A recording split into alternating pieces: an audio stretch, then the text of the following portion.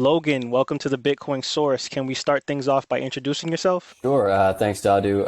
My name is Logan Bolinger. I'm a practicing attorney by day, but I also do a lot of writing in the Bitcoin space.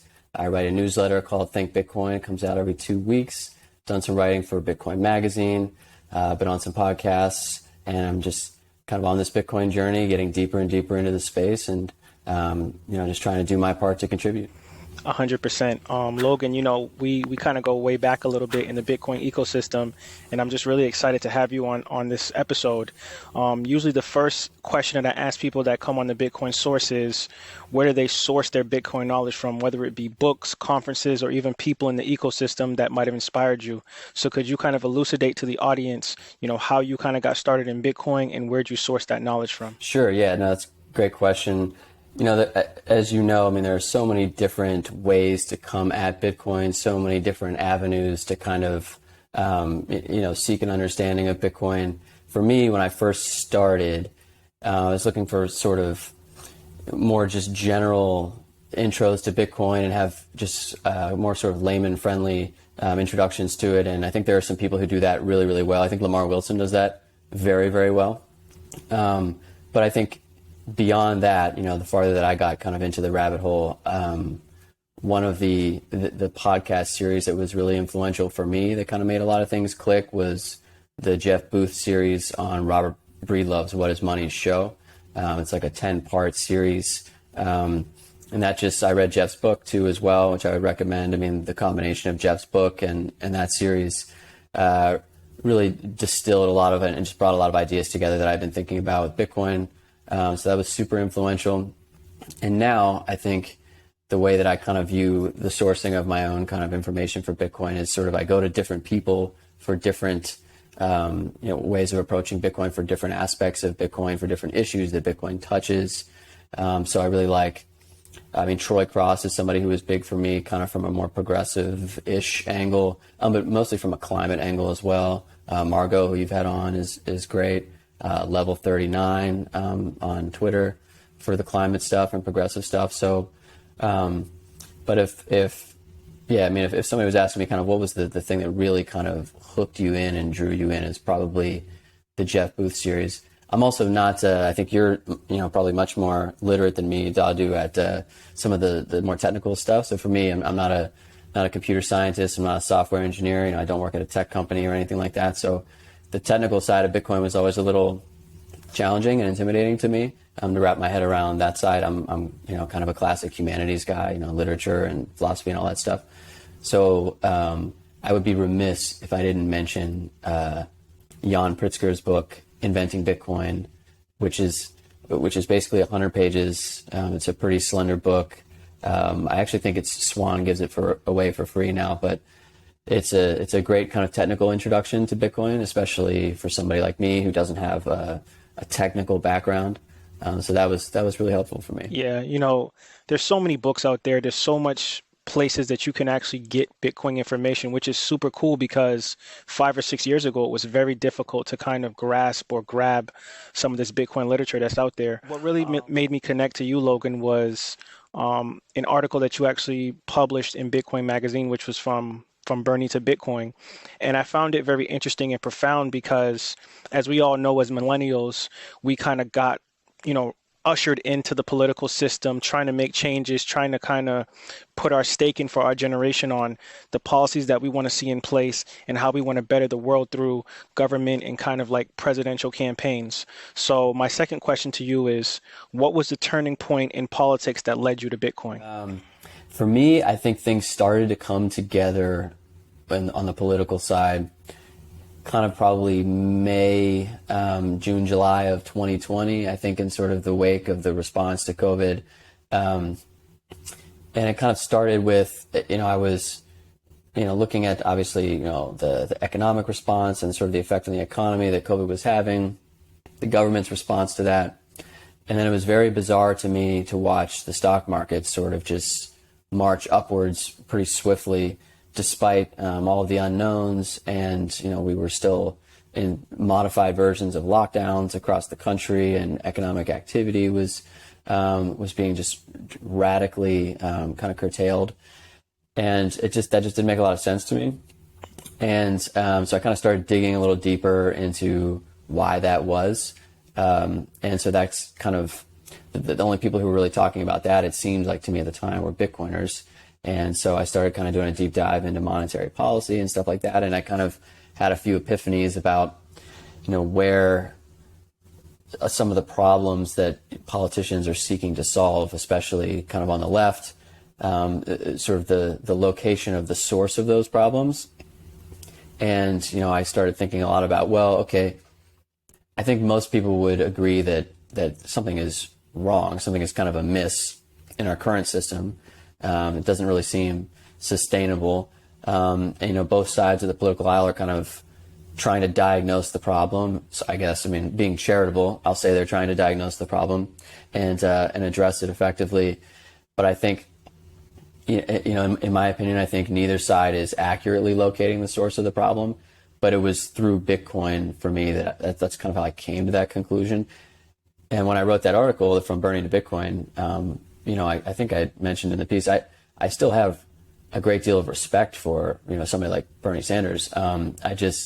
I think his heart is in the right place. I think a lot of people on the left, I think that their heart is very much in the right place. I still mostly identify with the left politically. I kind of feel a little bit politically homeless at this point, but I just think, we're just not locating the problem correctly. And, you can't, a doctor can't cure a patient if he doesn't know where the problem is. And so I think that's kind of where we're at. And that's kind of what I was trying to talk about in the article, is sort of that transition, the journey for me from realizing, okay, the ways that I used to think that we could maybe solve some of these problems are probably not going to be as effective as I originally thought they were.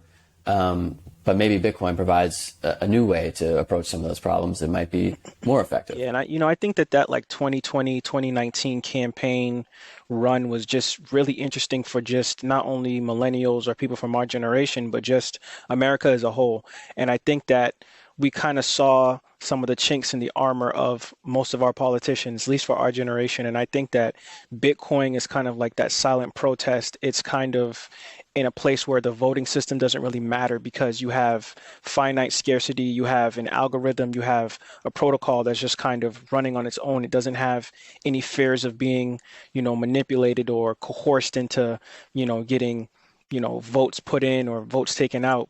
And I think that, your piece in Bitcoin Magazine needed to be spoken on, because a lot of people voted for Bernie Sanders, and they kind of thought that he was going to really change the scenario of like Trump and some of the other people that were in the space that were really making America look a little crazy. And I think that when people realized that Bernie Sanders really couldn't, achieve what he wanted to achieve, Bitcoin kind of placed itself into people's perspective to say, hey, like, we don't really have to worry about the voting system.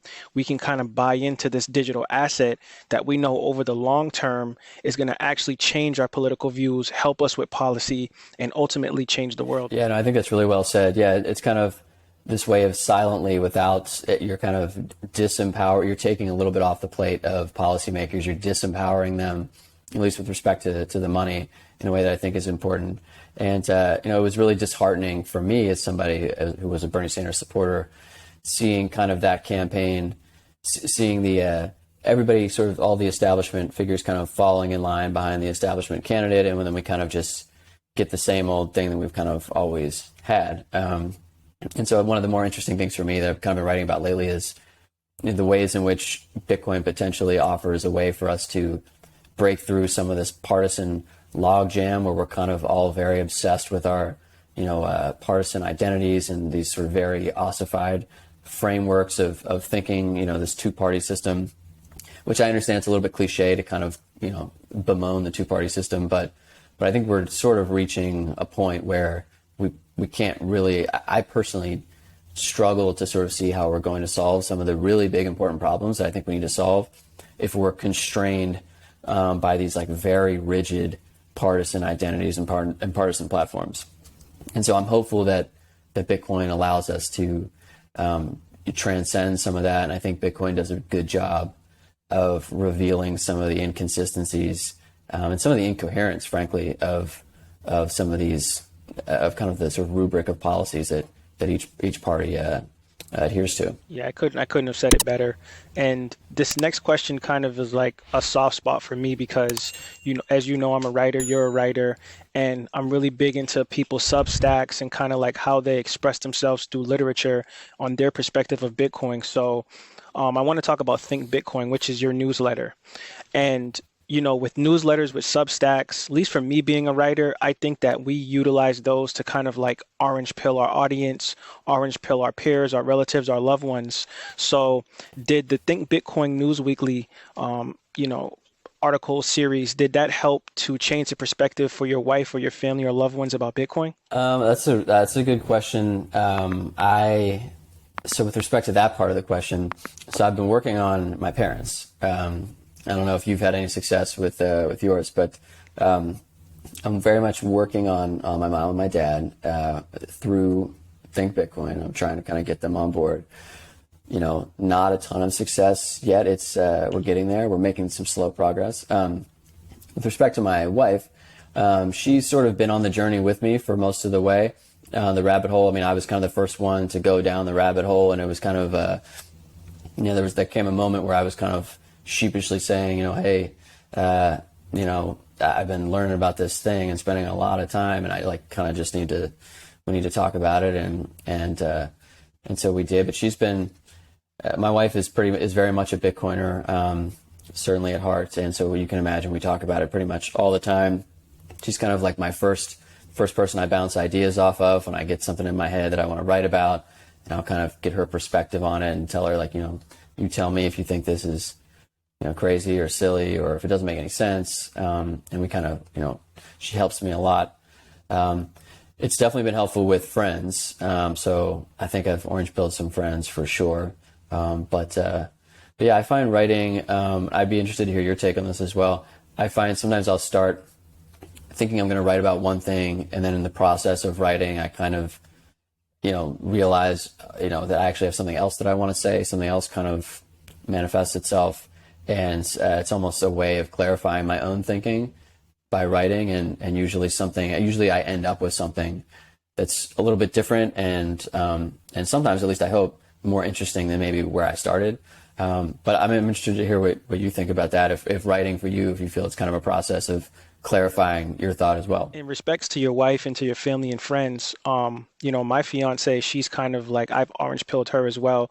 And what I found really brilliant about it is that male or men tend to be very logical thinkers. Women have a different approach to things, a different way of thinking about things. And I think that helps me with my writing because she gives me a different perspective on Bitcoin. But in respect to your question, Logan, for me as a writer, I really try to pose a question to myself. So I'll say something like, why is Bitcoin digital energy? Then I'll say, okay, let me break down some talking points or topics about what gives me clarification on why that is true or not true. And then I'll kind of write around those things, right? And then I'll use my fiance to say, hey, the first draft, like, take a look at this, read this, like, what captivates you about this piece, what sticks out to you, and I'll highlight those things. And it's just like a trial and error process. And then I have moments where I'll be very knowledgeable about something in the Bitcoin space, very passionate about it. It'll be like a rapid fire thing where I can knock out a 800-word article in a few hours because I just understand the concept. I kind of know the answer to the question already. And it's just, it's ups and downs with writing. Sometimes you have writer's block, and then sometimes you have moments where you just can't miss. That's so true. Yeah. Sometimes you have like the burst of inspiration, and it's just you're almost unconscious while you're doing it. And then other times you're kind of, working very hard to kind of find the articulation that is buried somewhere, and you're just kind of chipping away to get there. My next question to you is, and this is kind of building off of what we just spoke about, where you got into the Bitcoin space in 2017. You started writing about Bitcoin, using your newsletter to kind of orange pill people and actually bolster it for yourself. So my question to you, Logan, is, since 2017, how has your perspective on Bitcoin changed? In a lot of different ways. I think the ecosystem itself, I think, has changed. I would say for the better. I think there are so many interesting thinkers now. There's like you were kind of saying earlier, there's so many books now, so many great articles, so many great newsletters, so many great podcasts, and educators, and there's just such there's just a plethora of people coming from a diversity of angles to Bitcoin now, and which I think is creating a really rich intellectual environment around Bitcoin, I think. And so I think that's which is, not to suggest that there wasn't an intellectual richness in 2017. I'm sure that there was. I wasn't as involved in 2017. For me, in 2017, the only book that seemed to be available to me at the time, at least that I could find, was Digital Gold, I think it was called, by, I want to say, Nathaniel Popper, I think is his name. But now, I mean, there's just, and so there's kind of a dearth of material. You really had to work, I think, to find the material back then, and or at least work harder than you do now. And now I think, we're sort of spoiled a little bit, but it's really exciting to see all of these, really interesting thinkers working on Bitcoin and, coming up with new ideas and different ways that Bitcoin can address lots of the problems and the issues that we're all, deeply concerned about. I'm also really encouraged currently with the heterodox views that I think exist in the Bitcoin community. I mean, there's obviously a pocket of the community that's kind of I guess we'll say a little bit hardline. But I think, there's people who are willing to meet people who maybe come from different political perspectives and backgrounds, or, different opinions about various things, but we all kind of agree on Bitcoin, and we can kind of meet each other at Bitcoin, despite maybe having differences, and sometimes significant differences in, other areas or things that we care about. But so I'm encouraged to see the way that Bitcoin is bringing people together from different backgrounds, which, in today's world where we're hyper polarized and everybody's screaming at each other all the time, and every issue or conversation is kind of run through an ideological filter, and, is it this side or this side? And, you kind of do this purity testing all the time. I think it's kind of encouraging to see something where people will, have some good faith, spirited debates and arguments, and just kind of work together on something and kind of generally agree that Bitcoin is, a good thing. And so I'm looking forward to seeing that community continue to grow, and I think that's a powerful thing. And what's crazy is, like, I kind of got into Bitcoin in 2017 as well, so we're in the same graduating class. And for me, what was interesting is that when I originally found out about Bitcoin, I was working as a financial banker at the time. And as you know, in the legacy banking system, Bitcoin is kind of, I mean, now they're kind of taking a turn with Fidelity and stuff, but back then, talking about Bitcoin was a no-no. So for me, it was like I was learning about something that was taboo at the time. And if you didn't have a buddy that was in software development or a techie based person, it was like really hard, and it would keep you like flummoxed on exactly what is this thing. People are raving about it, but we really don't understand what it is, even from a technical aspect. So I think from 2017 till now, you see so many of the institutions, you see so many major companies, celebrities, even politicians are onboarding Bitcoin as a part of their campaigns. And it's kind of like a bittersweet moment for us coming in so early to look and see, like, wow, this thing that we were super, passionate about, and everyone kind of like gave us the cold shoulder at first. You're just seeing it be ubiquitous everywhere in the space. And we kind of can be like the OGs and sit back and say, like, I feel proud of being a little early about Bitcoin. So that's cool to think about. Yeah. I'm curious to know if any of your former, coworkers who you talked to about Bitcoin at the time, have any of them, who I assume many of them probably thought you were, kind of crazy at the time. Have you stayed in touch with any of them? Have any of them reached out and kind of said, oh, hey, maybe you were onto something there? Oh, most definitely. Because people see my articles in Bitcoin Magazine, so they're like, my name is very unique. Yeah, like my name's Dadu, so that name sticks out. Everyone's like, oh, Dadu wrote a piece. What's this about? So now I get people texting me, calling me, hey, like, what's Bitcoin about? And I even have people that try to talk to me about altcoins, and I really try to steer them in the direction of, like, before you go down the rabbit hole of all these altcoins and DAOs and all this other stuff, look at Bitcoin, look at what we consider as digital property, because that's the true store of value. Over the long term, You've never seen any issues with Bitcoin getting hacked or the CEO being manipulated or bribed because Bitcoin doesn't have a CEO. And I pretty much give it to them in layman's terms that way.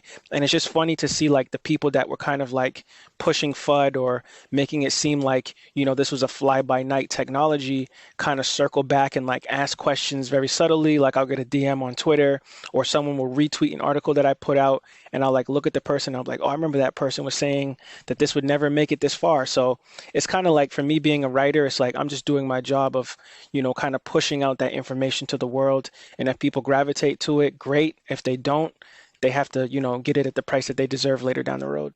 Right, yeah. Sometimes they may not gravitate to it immediately, but it's a funny, well, life is a funny way of bringing everybody kind of around to it eventually. Well, Logan, my last question is, and this is kind of like back to the politics thing.